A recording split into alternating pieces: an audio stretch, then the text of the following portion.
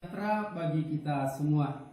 Kembali lagi bersama saya, Freddy Melton Telombanua SPD, calon guru penggerak angkatan 9 dari UPTD SMP Negeri 5 Manrehe, Kabupaten Nias Barat. Hari ini saya ditemani oleh Ibu Ninin Ernia Gule. Ibu Nini ini adalah seorang guru matematika pada UPTD SMP Negeri 5 Manrehe. Selamat pagi Ibu Nini. Selamat pagi Pak. Apa kabar Ibu hari ini? Puji Tuhan baik. Baik Bu Nini, sebelum saya nanti melakukan proses supervisi kelas untuk mengamati jalannya proses pembelajaran yang akan Ibu lakukan, maka terlebih dahulu kita mengadakan percakapan pra-observasi dulu Bu ya. Baik Pak.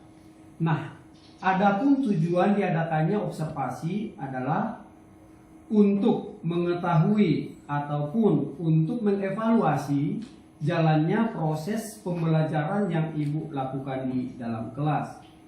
Nah, hari ini kita mengadakan namanya percakapan pra-observasi. Percakapan ini dilakukan sebagai persiapan awal bagi Ibu untuk melakukan kegiatan pembelajaran di kelas, agar Ibu bisa lebih siap sehingga Ibu dapat menyajikan pembelajaran yang menyenangkan, yang bermakna bagi peserta didik kita, Bu. Baik Pak, siap. Nah, ada beberapa pertanyaan yang akan saya ajukan ke Ibu Nini. Yang pertama ini berkaitan dengan tujuan. Nah, kira-kira apa tujuan pembelajaran yang ingin Ibu capai? Nah, sesuai dengan rencana pembelajaran yang sudah saya buat, pada pembelajaran yang saya laksanakan ini ada dua tujuan pembelajaran yang ingin saya capai Pak. Yang pertama itu adalah peserta didik itu dapat mengidentifikasi aturan pada pola bilangan genap, kemudian pola bilangan ganjil, kemudian pola bilangan persegi dan pola bilangan persegi panjang Pak. Kemudian tujuan yang kedua itu adalah peserta didik itu dapat menentukan suku KN daripada pola bilangan tersebut Pak. Nah, baik Bu Nini, berarti ada dua tujuan pembelajaran yang ingin Ibu capai pada kegiatan pembelajaran yang akan diobservasi. Begitu Bu ya? Benar Pak.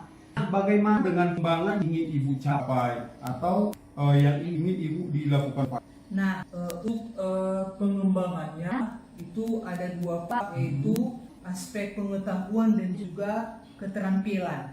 Nah, untuk aspek pengetahuan itu peserta didik nanti dapat mengidentifikasi aturan pada pola bilangan genap, kemudian pola bilangan ganjil, kemudian pola bilangan persegi dan juga pola bilangan persegi panjang.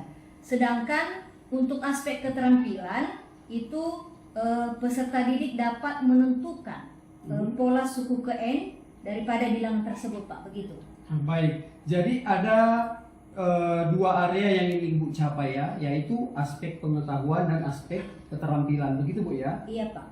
Nah, saya juga ingin tahu nih Bu, tentang bagaimana rancangan pembelajaran yang ingin Ibu lakukan di dalam kelas. Misalnya ini mengenai media pembelajarannya, model pembelajarannya, ataupun metode pembelajaran yang akan Ibu gunakan di dalam kelas. Baik Pak.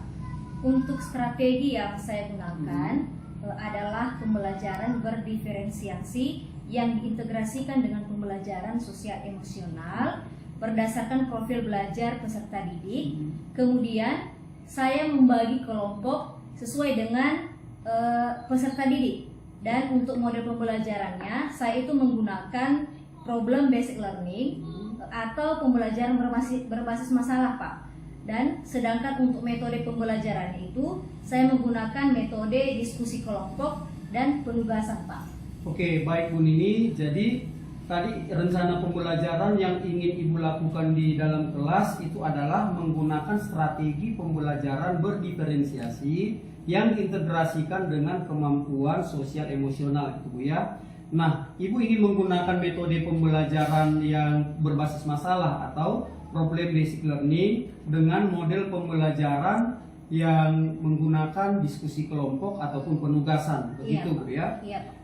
Nah, bagaimana dengan media pembelajaran yang akan Ibu gunakan di kelas? Nah, untuk media pembelajarannya saya itu menggunakan media yang berbeda Pak. Oke. Saya menggunakan berbagai teks bacaan tentang pola bilangan, kemudian gambar-gambar juga, video pembelajaran, kemudian menggunakan benda-benda yang dapat digunakan langsung oleh peserta didik untuk mencapai tujuan pembelajaran tersebut. Kemudian ada LKP dan tentunya menggunakan laptop dan juga proyektor, Pak. Nah, baik Ibu Nini, jadi tadi Ibu akan menggunakan berbagai macam media pembelajaran yang saya tangkap tadi itu sesuai dengan minat siswa Bu ya. Ada yang merupakan gambar-gambar, ada yang bahan bacaan ataupun peralatan-peralatan yang bisa digunakan secara langsung oleh murid untuk mencapai tujuan pembelajaran. Benar. Nah, baik Bu Nini, kira-kira kapan nih Ibu bisa melakukan pembelajaran tersebut? Maksud saya harinya kapan, di kelas yang mana, atau saat jam pelajaran keberapa? Nah, jadi untuk pelaksanaan sendiri itu Pak, itu sesuai dengan jadwal, di mana pada hari Sabtu pada les pertama sampai les ketiga di kelas 8B, Pak. Jadi baik Bu, nanti pada hari Sabtu depan saya akan datang pada jam pertama di kelas 8B untuk melakukan observasi di dalam kelas. Jadi nanti saya akan melihat proses pembelajaran yang akan Ibu lakukan, dan tentunya saya akan mencatat hal-hal yang terjadi saat kegiatan pembelajaran Bu ya. Baik, Pak.